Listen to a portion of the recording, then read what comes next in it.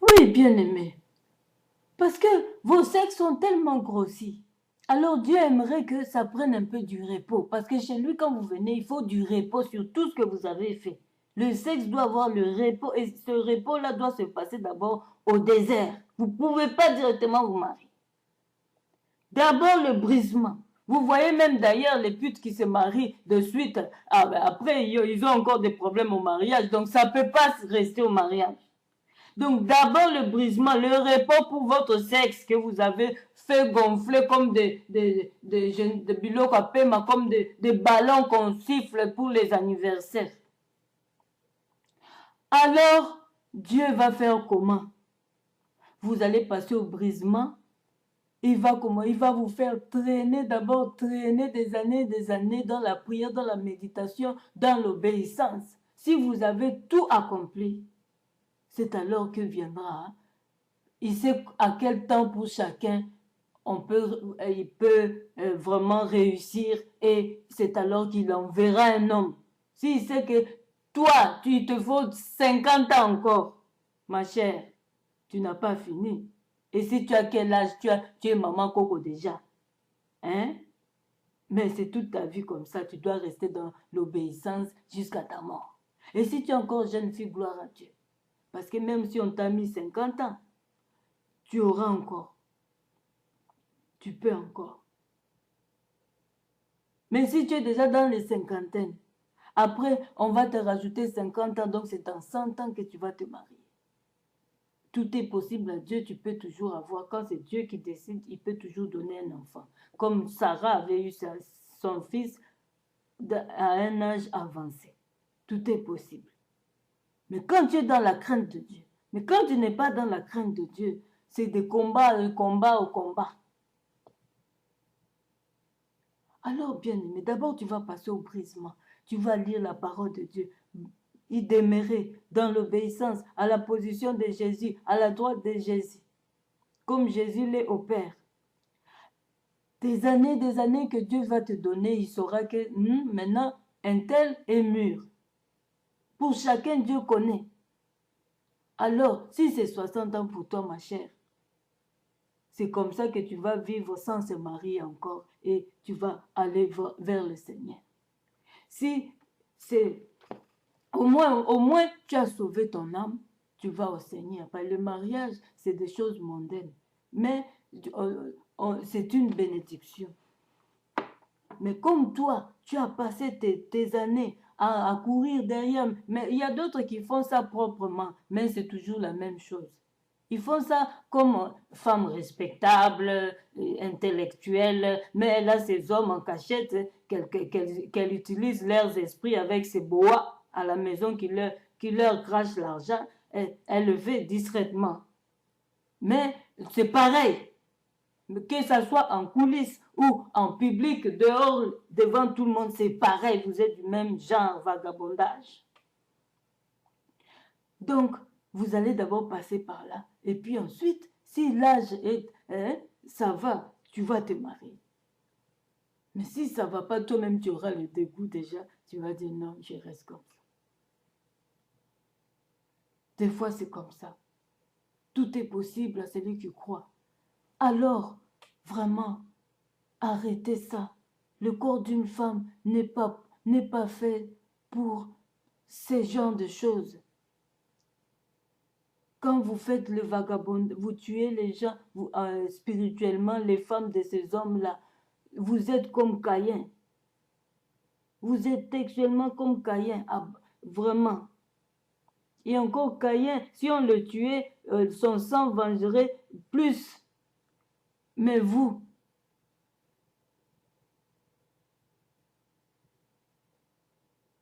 quelle est la décision finale pour vous si on vous tuait par les femmes là? Parce que les femmes là aussi, des fois, ne sont pas chrétiennes. Elle t'attrape avec son mari. Tu as des problèmes comme là-bas, on vous envoie les MPC, on vous envoie les oliphantes, les éléphants, les maladies des éléphants. On vous envoie des maladies, je ne sais pas. Va sous quoi? Vous voulez souffrir de ça? Même si les femmes, leurs femmes prient, leurs familles sont là. Leurs familles, ils ne sont pas tous chrétiens. Ils peuvent vous balancer ça. Vous finirez comment avec tous ces hommes-là? Avec la beauté que vous êtes en train de montrer par-ci, par-là pour qu'on vous aime. Vous finirez comment avec des PC sur le visage, les boutons qui puent, qui donnent vraiment les odeurs désagréables. Sur le visage, les bras, le corps tout entier. Tu iras encore chercher les hommes comment? Arrêtez, arrêtez, faites attention, faites attention, faites attention. Ce monde-là est vraiment abandonné à Satan. On a déjà appris ça. On a déjà appris ça. Ce monde-là est abandonné à Satan. Vous qui êtes dans ces genres de pratiques, les fétiches, les maladies là vont vous atteindre facilement. À moins que vous, dans vos magies là, vous ayez des puissances élevées pour dominer cela. Mais en tout cas, je ne crois pas. Ça va vous atteindre. Parce qu'il n'y a que Dieu qui peut protéger sur ce genre de choses. Et si vous continuez et que les femmes là se mettent à prier pour leur mariage, vous serez maudits. Déjà vous êtes maudits sans qu'elles prient. Vous finirez mal et vous serez confuses. Vous serez confuses. Voilà ce que j'avais un peu à vous exhorter parce que c'est vraiment pas digne. C'est vraiment pas digne d'une femme.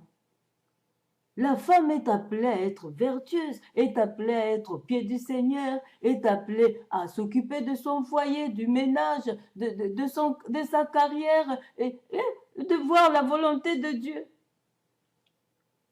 Et diriger sa vie en fonction de la volonté de Dieu.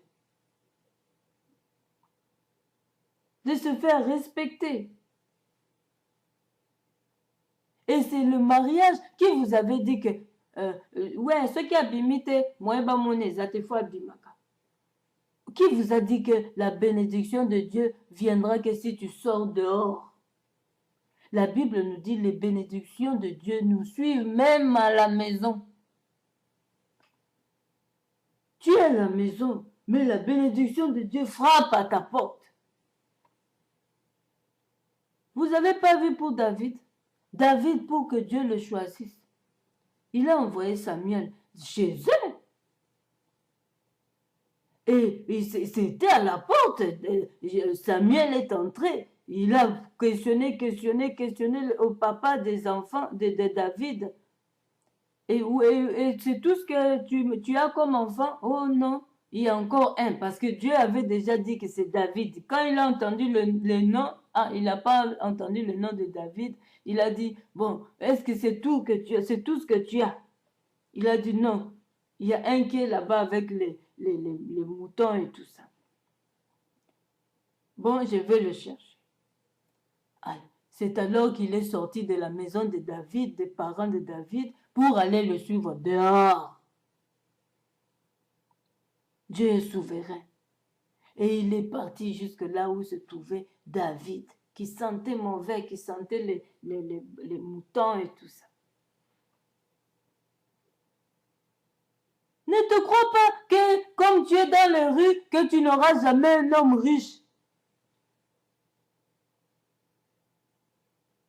Si c'est ta vie qu'on t'a jeté comme ça, ne crois pas ça. Dieu est souverain, tu es dehors, mais tu dors, tu vas dans des églises, tu pries et que les pasteurs ne veulent pas te prendre. C'est eux qui seront condamnés. Ils croient que tout le monde est sorcier, tout le monde est sorcière. Tu es allé demander l'aide, ils ne veulent pas, mais tu continues toujours à aller prier. Bien-aimé, ou tu pries toujours là où tu es dehors. Bien-aimé, Dieu va te récompenser, Dieu va te bénir. Mais ne va pas faire la prostitution. Si tu veux manger comme le monde là est foutu, mais Dieu va toujours envoyer quelqu'un pour t'aider. Même un pasteur va te prendre.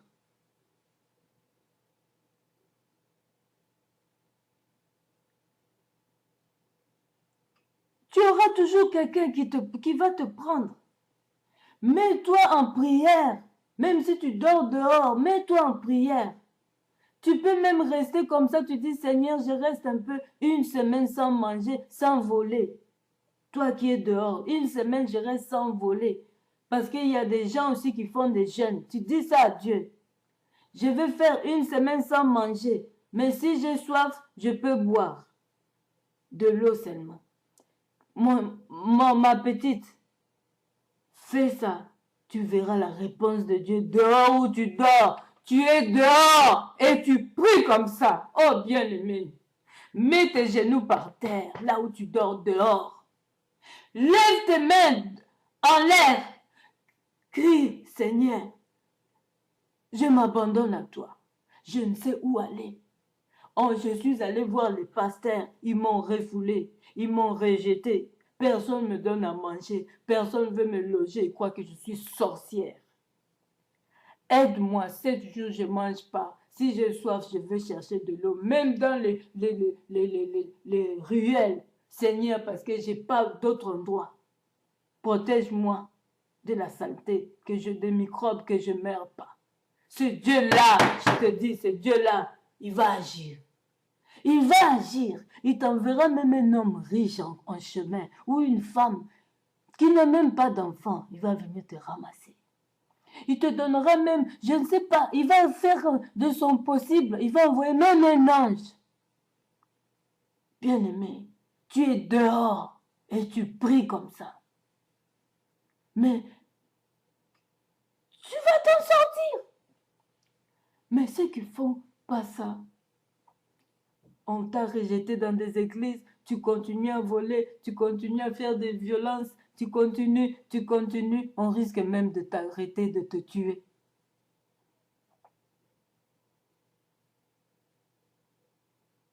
Parce que moi qui est là, Dieu m'a mis à cœur pour vous, le chèque. Dieu m'a dit, si le pays est libéré, quand je vais descendre là-bas, je vais vous aider, vous soutenir. Vous aurez un logement, vous aurez vraiment où habiter. Vous êtes mes enfants. Vous allez être logés. Priez. Moi, votre maman, je prie. Nuit et jour pour vous. On ne le dit pas, mais je vous rassure, je veux vous consoler. Et c'est Dieu qui veut vous consoler à travers mes paroles ici, les paroles qui sortent de ma bouche. Priez. Il va vous libérer de ça. Parce qu'on ne sait pas combien de temps ça prendra pour que le pays soit libéré. Pendant ce temps, vous n'allez pas continuer à moisir. Cherchez même les églises qui vous logent en attendant que nous descendons là-bas. Nous allons vous récupérer. Allez dans des églises. L'église ne peut pas jeter les gens dehors. L'église ne peut pas faire ça. Là où les gens ont échoué à recevoir l'amour des familles, c'est l'église qui apporte l'amour pour ces gens. C'est à l'église qu'on reçoit une nouvelle famille d'amour. Mais l'église ne doit pas tout le temps penser que c'est des sorcières. Et si c'est des sorcières, vous avez le pouvoir de les délivrer. Vous qui avez Dieu en personne. Prenez ces enfants-là, priez pour leur délivrance. Ne les rejetez pas. On s'en chargera.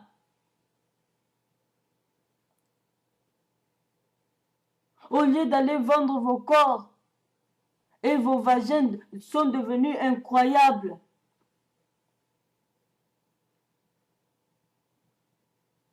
Mais Dieu, tout est possible. Dans le brisement, Dieu va briser même vos vagins, vont se rétrécir. Il va tout restaurer. Il est Dieu. Au lieu d'aller voler, vous péchez encore davantage. Faites ce que Maman Mireille a dit. Vous verrez que Dieu, sa miséricorde descendra sur vous. Car je parle de sa part. Je vous aime beaucoup, mes enfants. Je vous aime beaucoup. Vous qui êtes dehors. Vous qui êtes dehors. Vous qui êtes au service de vagabondage, comme on appelle Mitelengano. Je vous aime beaucoup et mon Dieu vous aime aussi. Mais arrêtez ce que vous faites. Priez, allez chercher du secours dans des églises.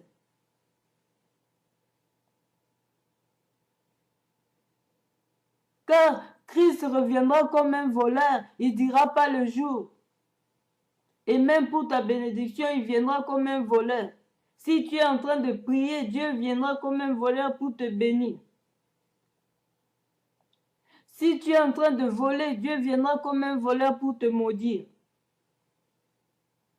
Et au dernier jour aussi, pour que tu meurs, où tu trouveras la mort, il viendra comme un voleur et tu mourras et tu seras jugé dans les cieux. Et c'est l'enfer qui t'attend dans cet état. Bien-aimés, faisons attention. Faites attention, mes enfants. Faites attention, mes bien-aimés. Faites attention. Voilà ce que j'avais vraiment à rajouter sur cette vie de vagabondage. Vous qui avez du pain, partagez-en à ceux qui sont dehors. Même si vous n'avez pas de lieu, vous avez une parcelle.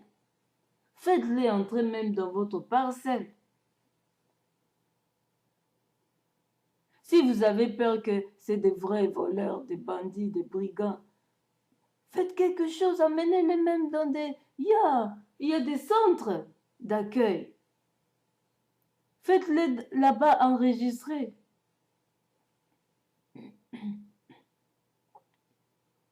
Et même ceux qui sont dans des prostitutions, faites-les enregistrer dans des maisons d'accueil. Ils auront au moins du pain, ils auront au moins... Et puis on verra si c'est vraiment le manque de nourriture qui leur font marcher. Ou c'est les envies, le désir, le plaisir du sexe même. Et qui vous gâte le vagin comme ça, qui vous gâte le sexe comme ça.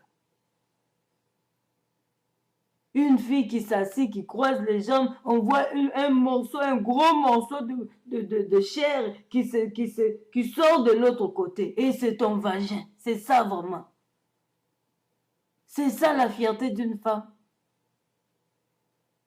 Tu es appelée à être une femme vertueuse, une femme qui craint l'Éternel, une femme qui a le métier dans la main, une femme qui sait veiller sur sa maison pour pas qu'il manque de lumière, pour pas qu'il manque à manger.